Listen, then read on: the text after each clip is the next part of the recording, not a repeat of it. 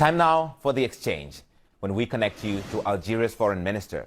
I spoke earlier with Rmtan La'mamrة, who's in New York for the UN General Assembly. I began by asking him if diplomatic ties have improved between Morocco and Algeria since they were severed about a month ago. Algeria has been extraordinarily patient in face of all the acts that the Kingdom of Morocco has perpetrated against the sovereignty of Algeria, against the unity, the national unity of Algeria, and many open and covert actions directed against the sovereignty of our country. That is why we believe that taking such a decision was sending the right message to the government of Morocco. That is, we cannot afford to accept anymore such a behavior on the part of a neighboring country. So this is a civilized way of putting an end to a situation that could not last anymore without running the risk to cost more casualties and to take the two countries into a path that would not be desirable. How is this a civilized way of handling these tensions, Ambassador La'mamrة, when these are decades-old problems, but when you decide to completely cut off any sort of diplomatic ties, how is that the civilized way of dealing with the conflicts there? I believe that is a civilized way, because we have been waiting for the government of Morocco to clarify a number of issues which were clearly an interference in our domestic affairs, which were attempt to dividing the Algerian people and to create a situation that would be destabilizing not only for Algeria but the entire region of North Africa. So the assurances and the clarification did not come forward from the leaders of Morocco, and therefore the Algerian government had to take a sovereign decision, and that is to take a decision which is a way to recall that there are obligations in the life of neighboring countries. There are a number of key principles of international law.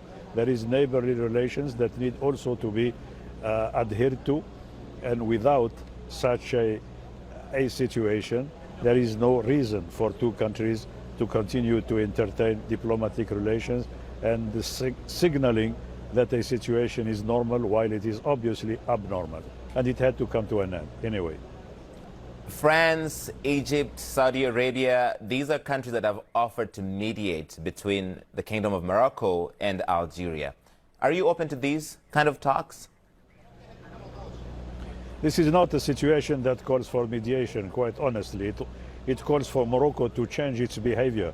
It calls for Morocco to understand once and for all that interfering in internal affairs of Algeria, threatening the national unity of Algeria, calling for military alliances from outside of the region is something that is likely to generate tension, persisting tension in the region. So there is no way for Algeria to entertain any mediation. It is a sovereign decision. It has to be understood as such by all countries. You talked about destabilization. One threat you both face is that of terrorism in the Sahel. And both Morocco and Algeria are critical in the war on terror in the Sahel region. How can you deal with this threat collectively when you're not even talking, sir? Algeria is a key player in the Sahel, and Algeria has done in the struggle against terrorism more than any other country in our part of the world.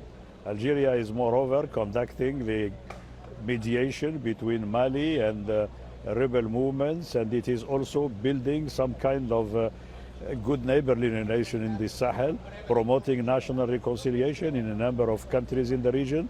So Algeria is really a key player and an actor that stands for helping all the neighboring countries to resolve their own problems peacefully. You recently hosted a meeting with your neighbors to try and move forward towards a political settlement in Libya, and you called for foreign mercenaries to leave Libya. But there are people in your region who don't think that Algeria is an honest broker in this process in Libya, because you support some elements that are against the existing administration in Libya. That's wrong. We don't support any element in Libya except the people of Libya themselves. I think if there is a country in the region which is at equal distance from all the fighting groups, it is precisely Algeria. So I believe that this has to be corrected, and I think Algeria is being accepted by all as a brother that strives to help each other, to help the country, to help all the forces in the region to sit together and to contemplate a better future for the country. And what we have done merely recently is a meeting of all the neighboring countries, and I believe that we succeeded to build a consensus of all the regional countries in favor of getting mercenaries, terrorists outside the country, but in a way that would not create trouble and destabilize the neighboring countries themselves.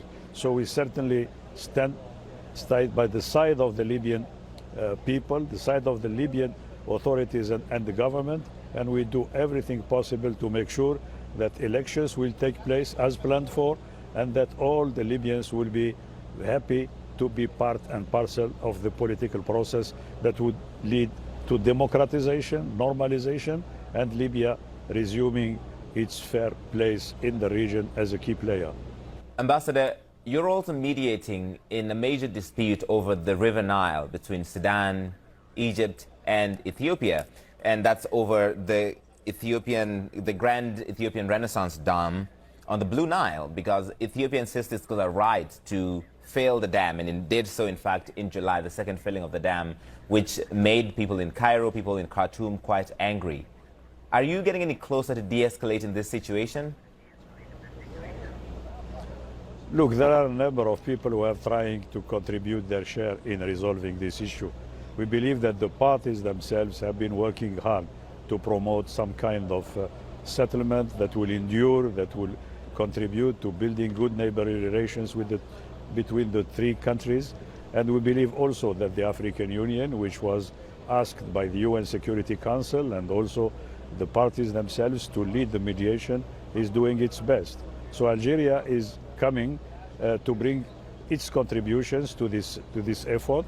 We believe that we enjoy the confidence of all the three parties, all the three sisterly parties, and that we can have a significant contribution in terms of confidence building, in terms of helping them to surmount a number of psychological aspects which can really be an impediment to any progress for now. So we are fairly optimistic. I think the parties are committed to resolving the problem. The African Union is helping, and the rest of the international community is certainly looking forward to the three countries surmounting the last obstacles. Ambassador Rumtane La'amamra, we're going to leave it there. Thank you so much, Foreign Minister, for coming to talk to us on CNN. Thank you. Thank you.